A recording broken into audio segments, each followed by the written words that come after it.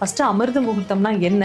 அமிர்த நேரம் அப்படின்றது வந்து பாத்தீங்கன்னா விடியற் காலை 4 மணிலேருந்து சூரியன் உதயமாகிற வரைக்கும் இருக்க நேரம் அமிர்த நேரமா பாவிக்கிறாங்க. அமிர்த் வேலா அப்படின்னு சொல்லுவாங்க. தியானம் பழகிறதுக்கு, மனதை அமைதிப்படுத்துறதுக்கு, நீ என்ன ஆக்கப்பூர்வமா பண்ணணும்னு நினைக்கிற அதை இந்த அமிர்த நேரத்துல செய்யணும். அந்த நேரம் இறை வழிபாடு, உக்ர தேவதைகளோட வழிபாடு அப்படின்றத அந்த நேரம் நாங்க வந்து சொல்லுவோம். நம்ம எந்த ஒரு சுப விஷயம் செய்யறோம் அப்படின்னாலும் ஒண்ணு விடியற் காலையில ஆக்கப்பூர்வமான விஷயம் செய்யலாம்.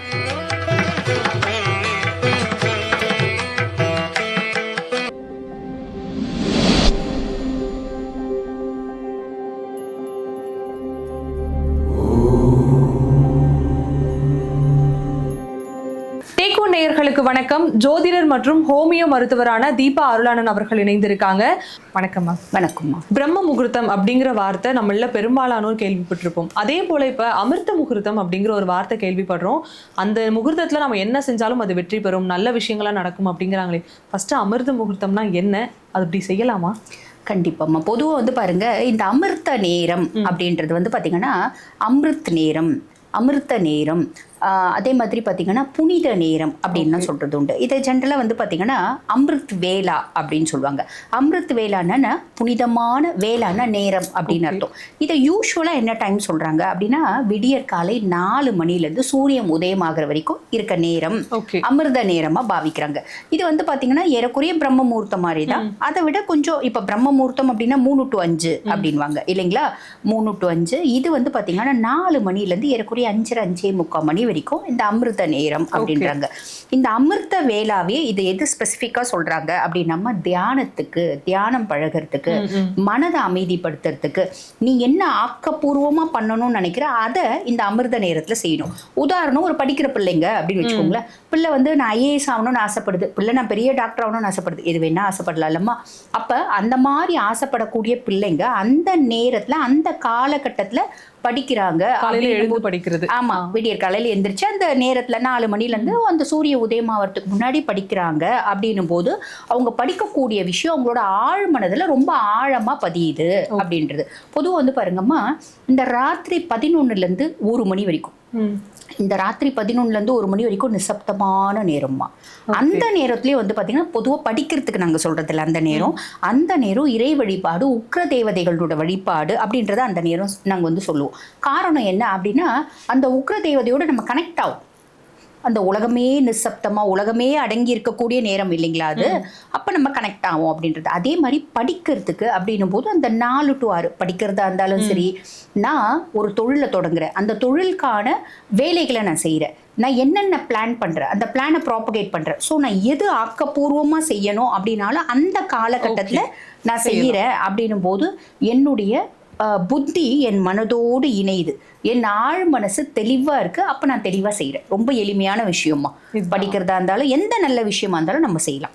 புரியுதுங்களா? இப்ப இதுல உங்களுக்கு ஒரு சந்தேகம் வரும்.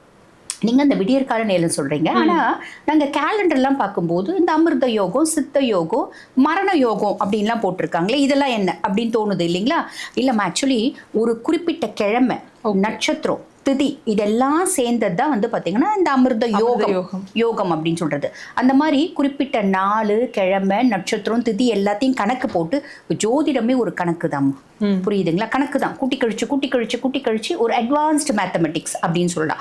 அப்ப அந்த கணக்கு போட்டு இந்த யோகம் வந்து நல்ல யோகம் அப்படின்னு சொல்லுவாங்க. இந்த அமிர்த யோகம் அப்படின்றது நம்ம ஆக்கப்பூர்வமா நிறைய வேலை செய்யறதுக்கு நல்ல யோகம். உதாரணத்துக்கு ஒரு திருமணத்துக்கு, ஒரு பொன் பார்க்க போறது, ஒரு வீடு கிரகப்பிரவேசத்துக்கு, ஒரு பத்திரிக்கை அடிக்கிறது, இந்த மாதிரி நிறைய விஷயம்.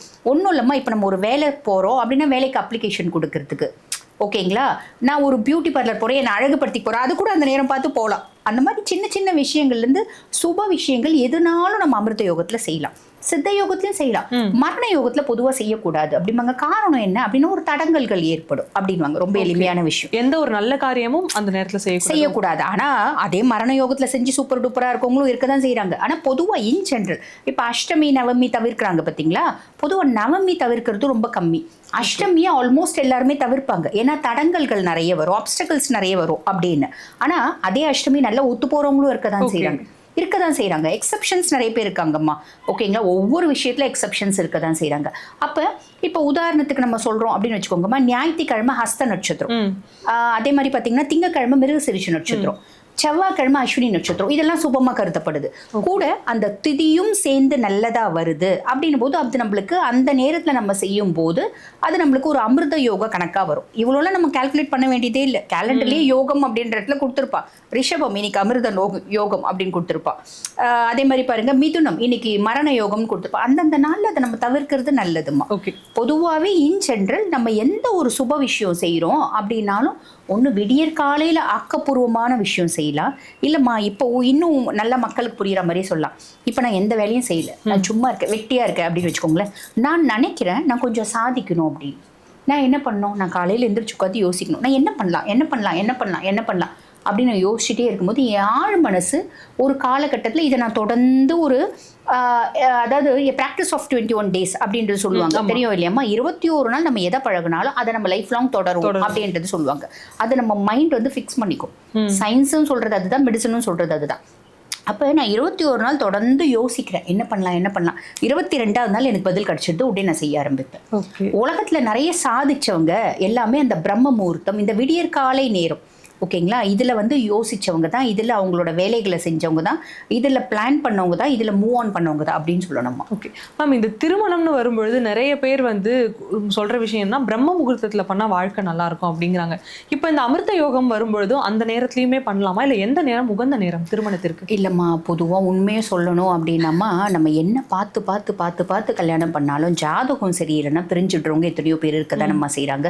பொதுவாக வந்து பார்த்திங்கன்னா வீடு கிரக பிரவேசம், புதுமணி நம்ம வந்து குடி போகிறது, வீட்டுக்கு பால் காய்ச்சது, இதெல்லாம் சூரிய உதயத்துக்கு முன்னாடி பண்ணுறது தாம்மா நல்லது. பிரம்ம முகூர்த்தத்தில் இப்போ 3 பொதுவாக வந்து 3லேருந்து சூரிய உதயத்துக்கு முன்னாடி வரைக்குமே நல்ல நேரம் அப்படின்னு தான் சொல்லலாம். முடியாதவங்க ஒரு 4 to 5 இல்லை 5 to 6க்குள்ளே பண்ணுறது நல்லது. ஏன்னாம்மா அந்த காலையில் ஒவ்வொரு நாளும் காலையில் 6 to 7 ஓர ஸ்டார்ட் ஆகும்.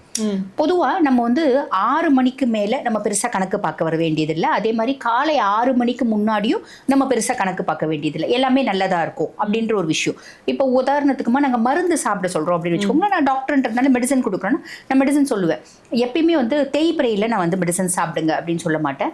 பெருசாக வளர்ப்பிறை சொல்லலை அப்படின்னாலும் நம்ம எல்லா பேஷண்ட்ஸ்க்கும் நீ வளர்ப்பிறையில் தான் சாப்பிடுன்னு சொல்ல முடியாது இல்லைம்மா, டெய்லி பேஷண்ட்ஸ் வருவாங்களே. அப்போ நான் மேக்ஸிமம் சொல்கிறது என்னென்னா ஈவினிங் 6க்கு மேலே மெடிசன் எடுங்க அப்படின்றது சொல்லுவேன். இல்லைன்னா ஃபர்ஸ்ட் டோஸ், ஏன்னா ஆரம்பிக்கிறது நல்ல நேரமாக ஆரம்பிக்கிட்டோம், ஆஃப்டர் ஈவினிங் 6 ஆரம்பிங்க, இல்லைன்னா காலையில் 6 மணிக்கு முன்னாடி மெடிசன் சாப்பிடுங்க அப்படின்னு சொல்லுவேன். ஏன்னா இது வந்து ரொம்ப ஆஸ்பீஷியஸாக கருதப்படுது ஹிந்துயிசம்ல, அதனால சொல்றதுமா. ஓகே மேம், கால நேரங்களில் பொதுவாகவே ஒரு குழப்பங்கள் இருக்கும், அதற்கு தெளிவான விளக்கத்தை கொடுத்ததுக்கு ரொம்பவே நன்றி. நன்றி.